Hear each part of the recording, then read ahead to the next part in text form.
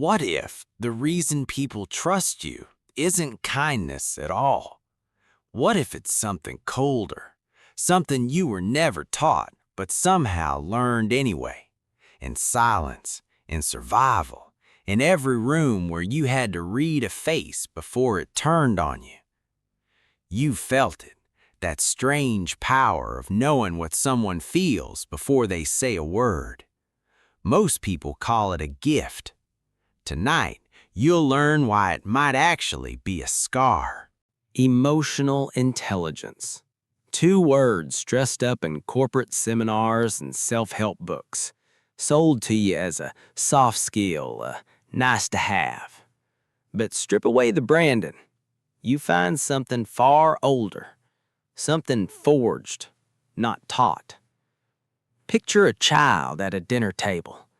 The air is too still. A fork sets down too carefully, and before anyone raises their voice, the child already knows it's coming.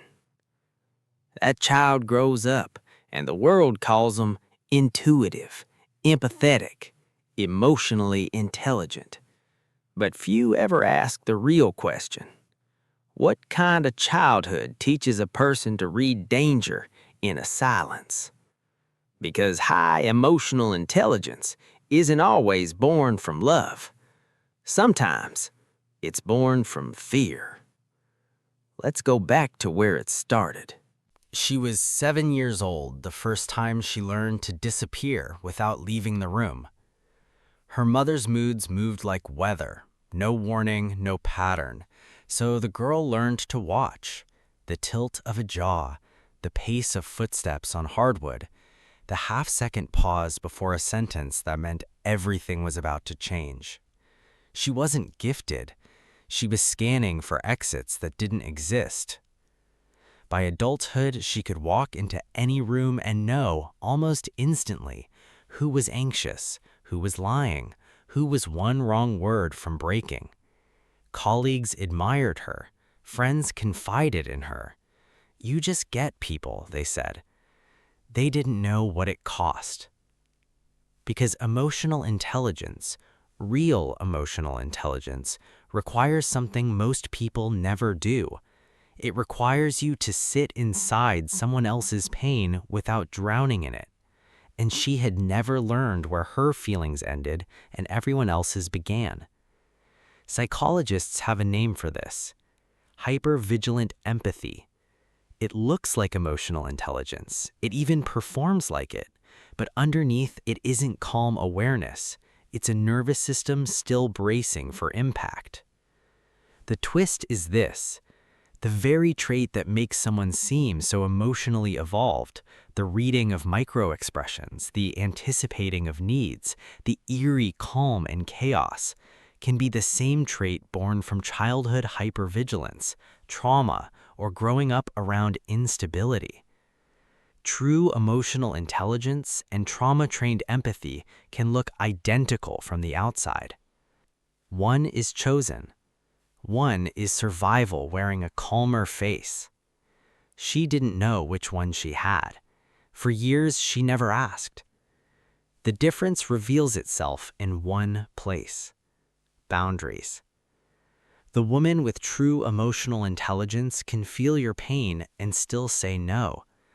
The woman shaped by fear feels your pain as her own emergency. She cannot rest until yours is resolved. She calls it compassion.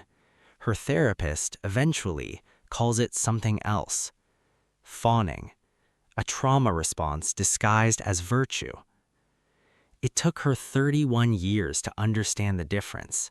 31 years of being praised for a skill that was quietly hollowing her out.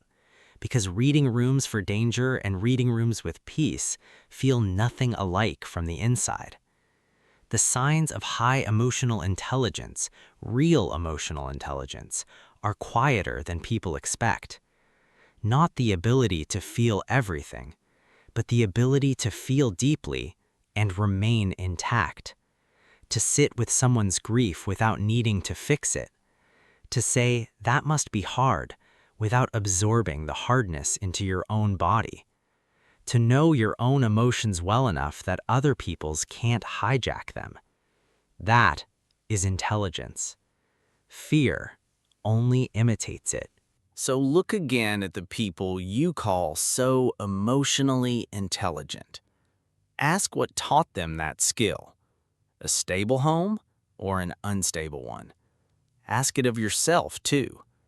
Because the ability to read a room isn't always wisdom.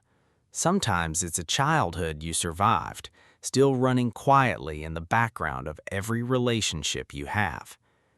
Real emotional intelligence doesn't just sense the storm in others. It knows how to stay dry standing next to it. Most people never learn the difference. Now you have. If this unsettled you, you're not alone. This has been Silent Psyche.